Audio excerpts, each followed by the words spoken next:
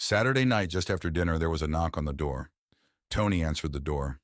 Fishing was all done. Little fish were still running, but the decision was to let them be. Perhaps they would spawn and return next year. So Tony was home. Billy Nation and Sarah Lopez, along with Willa, had enjoyed a wonderful dinner with the Taylors. There was another knock before Tony got to the door. Brad and Gloria entered, accompanied by their parents. Brad stood tall. "Can we visit?" Brad felt accepted. "And our parents have some questions and concerns." When they got inside, Brad introduced his father and mother, Marvin and Daisy West. Gloria did the same for her parents, Phil and Diane Parker. John and Jenny shook hands with the Wests and the Parkers and continued the introductions. John had met both men and had seen and talked with both couples during the fishing. John and Marvin had gotten to know each other the day John bought all of Marvin's fruits and vegetables for the cannery. John and Jenny had everybody seated at the table and moved into the kitchen. "Shall we make everyone a smoothie?" John asked. "Yes, let me get the boys and girls started making the smoothies. Apples, blueberries, grapes, and a piece of ginger, all right with everyone?" Jenny looked excited. "And ice." "We need you in there with the big kids," John shared as he hugged Jenny. "You go, I'll be right behind you." Jenny smiled. "First off, you know me as Principal Parker. Diane and I grew up together. I had just entered college and she was 13. Gloria and Diane often are asked if they are sisters. Being the bookworm, I didn't date, but I did fall in love though.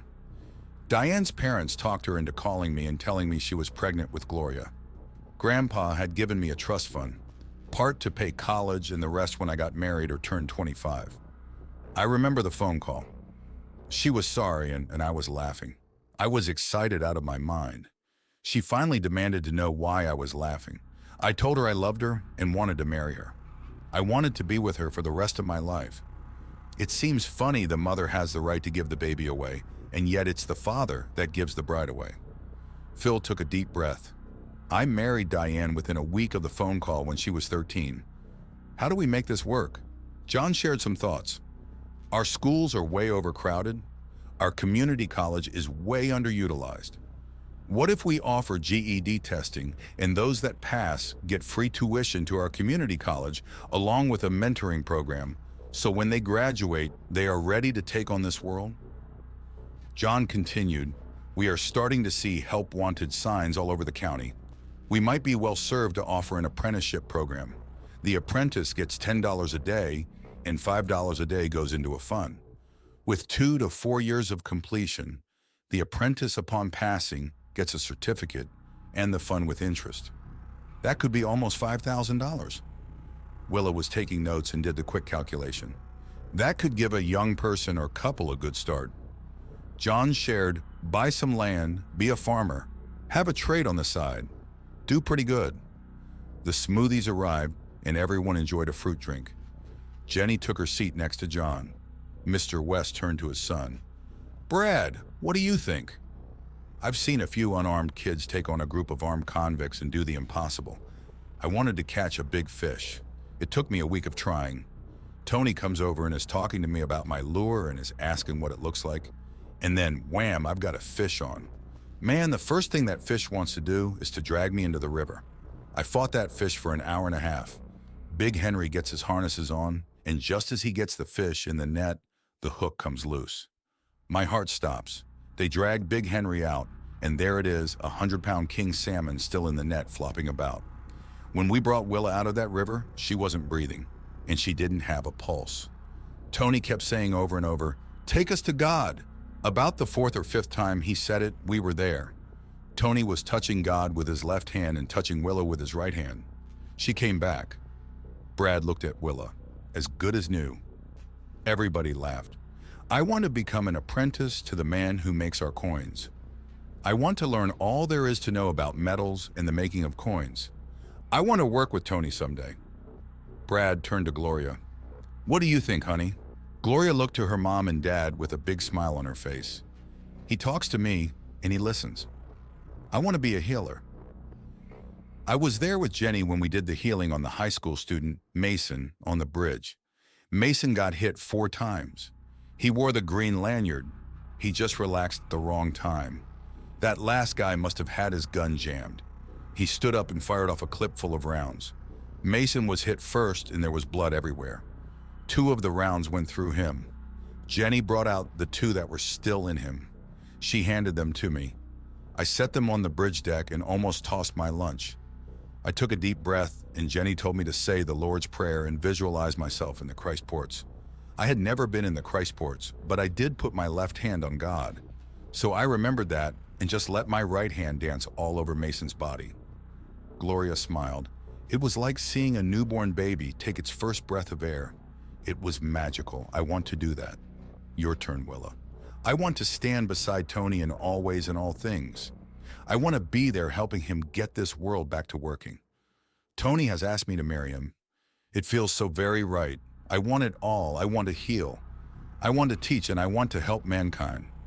I like what Papa John is doing. Willa looked at Tony. Hey you, what are you thinking? I would like for us to get married. It feels right for Brad and Gloria too. I think we should allow the kids in high school and us to be able to take the GED. This will reduce the overcrowding in the schools just a bit. I like the idea of continuing our studies along the lines of what we want to know. Dad, I like the idea of you being my mentor. You know a lot and I want to learn what you know. Tony was looking at John. We can add reading on your part to fill in those gaps that I have in my knowledge. John shared. John Keynes and Friedrich Hayek wrote most of the economic philosophy in the early 1900s. They both have holes in their thinking. You need to know them. Thanks, Dad. Mr. and Mrs. West and Mr. and Mrs. Parker, you came here with some concerns? Tony asked. What answers are you looking for? Diane raised her hand. I have no concerns. These 2 young couples show me they have respect, consideration, and affection for each other. They have bonded. Gloria is more mature than I was at 13 when I gave birth to her. Diane turned to her husband. I'm okay with Brad and Gloria getting married. Principal Parker shared. That bridge incident changed all of us. Me too. I had a yellow lanyard that day. There were 5 dings, and when it was all over there on the ground were 5 M16 rounds. I picked them up, and when my team leader asked if I was ready to be tested, I told her I had already been tested as I showed her the rounds. Are you going to tell them who your team leader is? Diane laughed. Diane is my team leader. Everyone joined Principal Parker in a good laugh. I got a green lanyard and also got a hug and a kiss. Promotions come with hugs and kisses? Jenny deadpanned. I don't remember any hugs and kisses. John pulled Jenny off her chair onto his lap and started kissing her. I'll hug and kiss you all night if you want. Oh, goody. Jenny had a big smile on her face. Everyone laughed again. Mr. West, what are your concerns? I love my son. I was just concerned this may be too much too soon. I am a farmer, and with my crops in and sold to the cannery, I was down on the river over a dozen times. Big Henry had that place so organized it almost ran itself. Whenever possible, he gave his people time off. At the other 9 stations, people looked tired. They looked overworked. Several even had more fishermen, and things were still chaotic. I saw Big Henry sitting in his chair one day taking a nap. Tony came over, I think, to ask a question or tell Big Henry they had caught 1,000 fish for the day. Tony saw that Big Henry was asleep. He just turned around and talked with Brad and the 8 men that hung the fish on the smokers and tended the nets. I asked Brad, and he told me Big Henry had given the men a night off. He tended the fires all night. He had not slept except for this nap in a day and a half. I asked him later, and he laughed. He said Tony, Brad, Gloria, and Willa are running this place. They are having a blast. Everything is automatic. I don't have to do a thing. I'm here because I enjoy the show. Marvin West looked around. I'm willing to help any way I can to make this work for them. What do you think, honey? Diane looked at her husband. My brother left for the Marine Corps when he was 18. 6 months later, he came back home in a box. Diane looked at the ceiling. I've met my brother up there, and he's fine. I've also asked God about these 2 couples. They will do incredible things. When they show up someplace in the world, people will cheer and applaud. Knowing what I know now, I'm in favor of this marriage between Brad and Gloria. Where are they going to live? Bill and Sarah had been quiet, listening to the other parents and their concerns. Bill shared, Margaret just had a duplex come available. It's 3 blocks from the bank, close to the college, and only $60 per month for each unit. The two couples went in together and bought some abandoned farmland up near Riverside. They also got jobs at the plywood and sawmill up there. Margaret permitted them to leave. Both units are paid through the end of the month, and she felt she could rent them out 100 times in a day. "Who owns the duplex?" John asked. "You do," Billy smiled. "We'll give you kids 3 months free rent to help you buy some furniture as a wedding present," John shared. Willa slowly turned her head until she could see Tony's face. Tony raised his eyes until they locked onto Willa's. Brad said, "It's time." When he pushed the chair back, it made a loud noise on the ceramic tiles. Tony was still locked onto looking at Willa's eyes. The time for what? Brad was on one knee looking at Gloria. "I had some help from God. I want to marry you. Will you be my wife? Will you be the mother of my children, my partner to walk beside me to help accomplish what we planned before we were born?" Gloria moved the chair back like Brad had, also making a loud noise. She got on the floor on her knees. "Thank you for this. I will marry you in a heartbeat, Mr. West." With that, she wrapped him up in a hug and kissed him. Wedding tomorrow at 1:00 p.m. Jenny announced, "Come on, girls, we need a double bridesmaid party. See you guys at 1:00 tomorrow at God."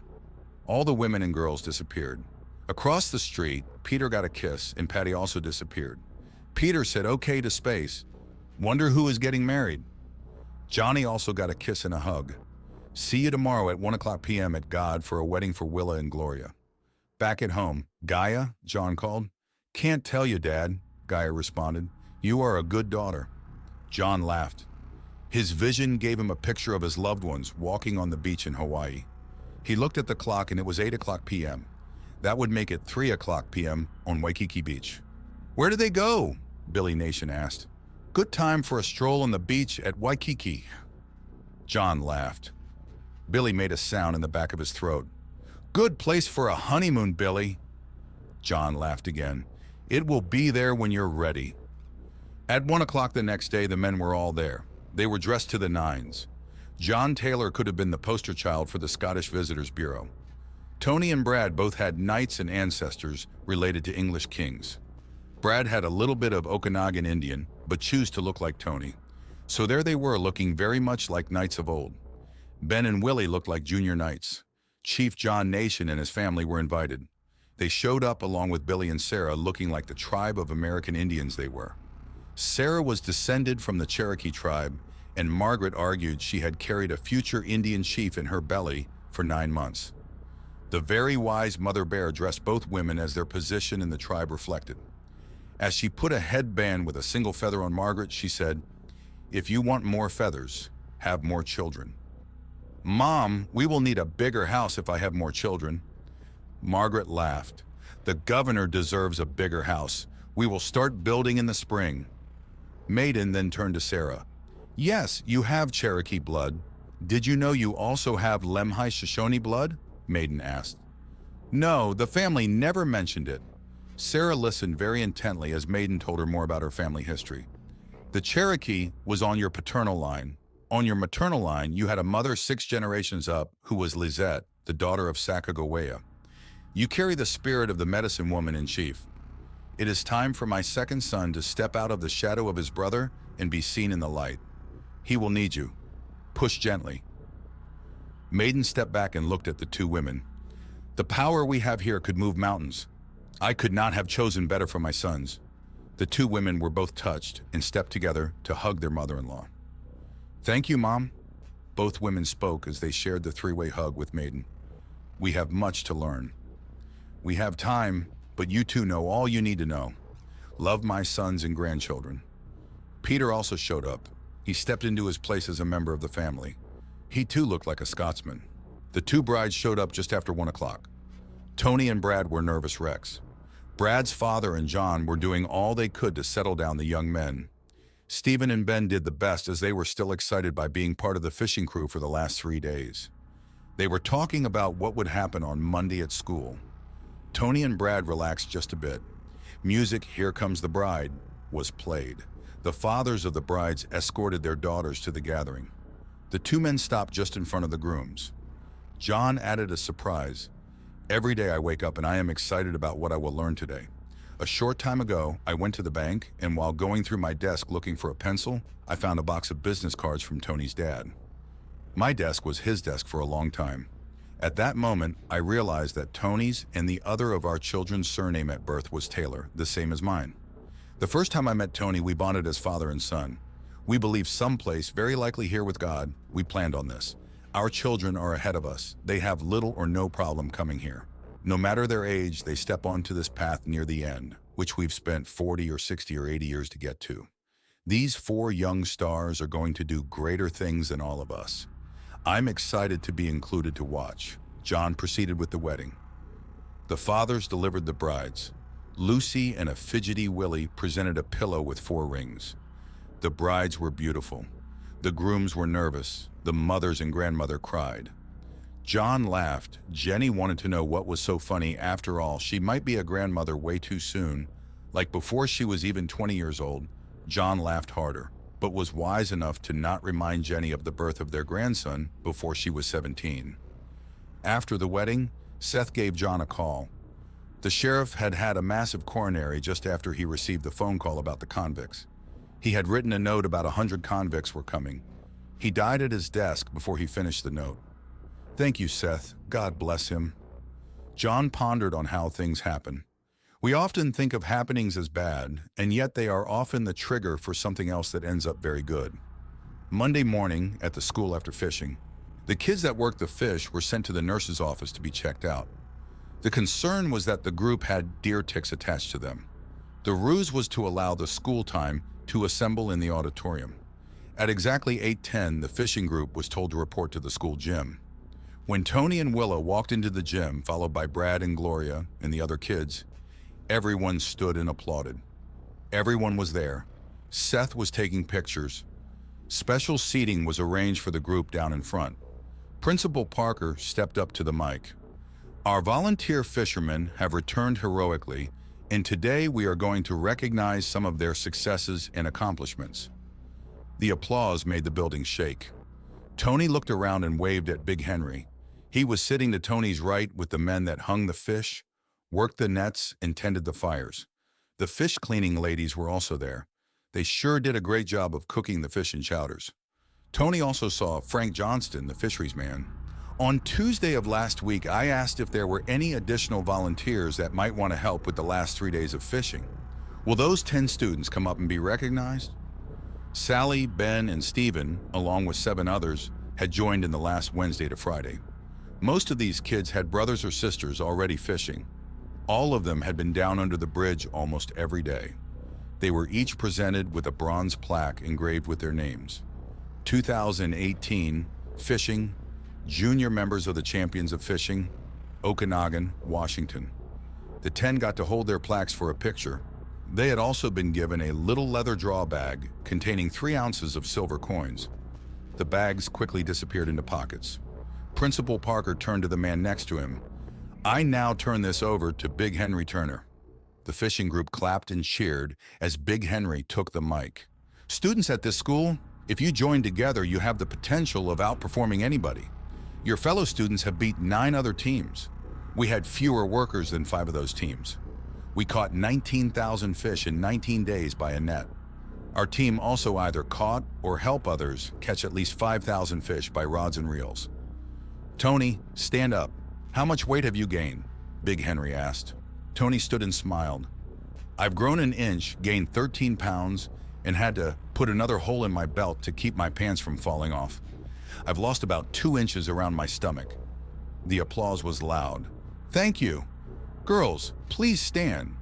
How many have gained weight and lost inches? Raise your hands. The 5 young ladies all raised both of their hands and danced about. The assembly responded with more applause. Big Henry laughed. Thank you. Who is willing to do this fishing next week? Please stand. Big Henry smiled as his young crew quickly stood. Turn around and look at your classmates. Big Henry continued. Gaia has informed me that we'll see twice as many fish next year. Stand if you are willing to help our fishermen next year. Big Henry saw about 100 students stand. Thank you, and please be seated. Big Henry looked to his right where all the community leaders sat. To his left were the men and women who had taken on the task of working the nets, tending the fires for the smokers, and hanging the fish. The women cleaned the fish and maintained the barbecue and pots of chowder. I've been blessed. Part of my team is 8 men and 8 women who love fishing. They did many times in their prime 30 years ago. They brought the heart to our team. They made everything look easy and had the answers we needed when we ran into obstacles. In the last week, they were joined by Frank Johnston. They treated the young men and women as respected, important members of our future. Please stand and come forward. Frank, too. As the older men and women were coming forward, stand, fishermen, all of you. When the men and women had gathered, ladies and gentlemen, our respected leaders and fellow students, this is my crew. They have caught fish enough for our community to have protein enough for almost 2 million meals. When the noise lowered a bit, he said, I've heard Willa say many times, our friends, our family, and our community will eat very well this year because of what we are doing. I add, because of what we have done. Everyone stood again and rattled the building in agreement. John and Jenny were among the leaders. They laughed as they felt the excitement as their children were being recognized. There would be one more gathering by the county that would recognize all the fishermen. This was with their classmates. This meant the world to them. What do you think of Sally? Jenny asked. I'll never forget that look of horror on her face when Tony asked to go fishing, John whispered. She fell in love with eating fresh fish. Jenny giggled. She must have asked Willa hundreds of questions about what she did. The remainder of the fishing group received larger plaques and a little bag with a gold coin in it. The first thing Willa noticed was that her name on the plaque was written Willa Nation Taylor. Tony investigated his little bag. He looked to Willa and then to John and Jenny. His dad gave him a salute. Tony returned the salute with a great big smile. Mr. Frank Johnston got a bag with 6 silver coins and a note. Come see me if you're free on Tuesday. Signed, POTUS. Frank read the note, then looked at John and nodded. Frank turned the card over and realized that the note was written on one of Antonino's old cards, with Antonino's name crossed out and John's name handwritten in. Yes, the country was restarting from zero. Frank made up his mind he would do anything he could to help. He had a freezer full of fish, but the fuel tank in his RV was almost empty. These 6 silvers would get him by for a while. He could buy 100 gallons of gas for $60. That would work, and he would have $60 left over for other things. Now, if only he could find a place to plug the electricity into. Principal Parker took over the mic. He stood and waited for Seth Wilson to finish taking pictures. Diane Parker came up from behind the principal and stood smiling up at him.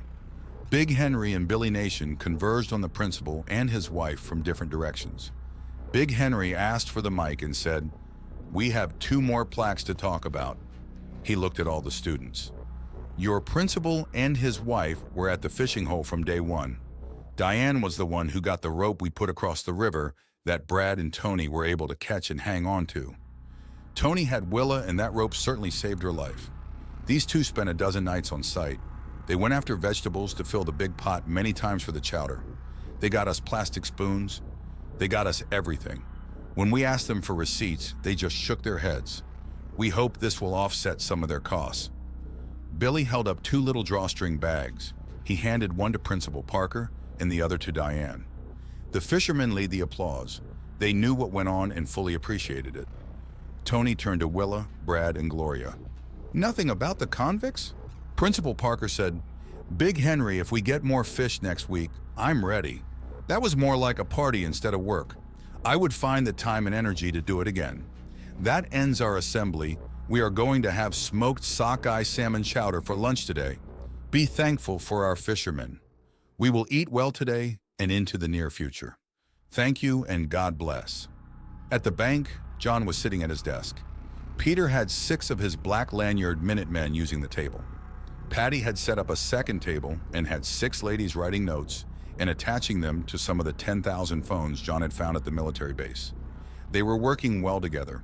The phones were all pre-numbered from 0,000 to 9999.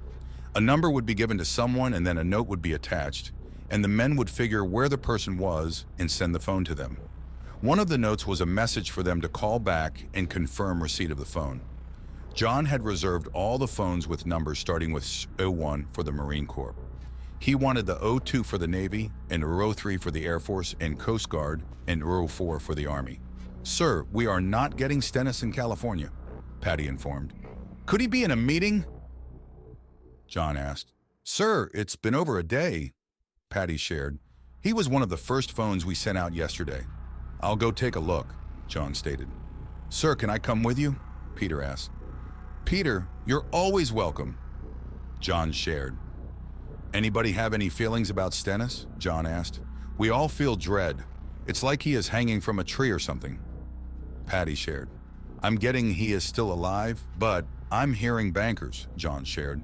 When he got nothing more, "Peter, you're with me," John informed. In a blink, they were in Alturas, California.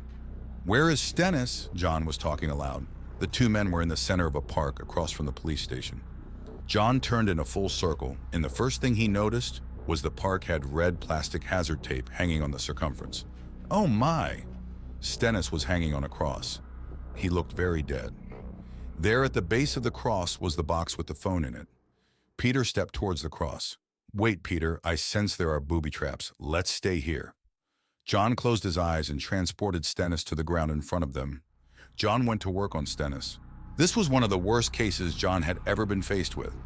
The man who'd originally proposed John become president had for almost 5 days been hanging from that cross. His life was hanging on by a thread.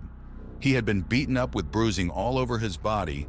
He had a severe concussion and a severe case of dehydration. His organs were shutting down. "Shall we bring in the Minutemen?" Peter asked. "Shields up," John whispered. "There are claymore mines aimed at us from every direction. This is a killing ground. I'm moving us." John transported the 3 men to the police station. Peter looked around. "Why here, John?" They had landed in a jail cell. It was quiet, no one around. "I needed a few more minutes for Stennis. Manifest some water, Peter, please. This man's body is still on the verge of shutting down." The healing took 30 minutes. One eye opened, and in a very quiet voice, Stennis said, "Hi, Mr. President. Sorry, I'm so tired." "Good to see you, Peter. You've been up there for 5 days. You're dehydrated. You need to drink some water. We are going to take you to God. Okay?" John whispered. "Sure," Stennis whispered back. John had them at the Christ porch in a blink. It was many minutes before Stennis came fully awake again. Eyes opened. "I can feel the energy flowing through me." John was sitting to the left of Stennis and had his right hand on his back. Peter was on his right and was drawing energy off as John gave. That was frosting on the cake as God flooded Stennis's body with life energy. "What do you want to do?" John asked.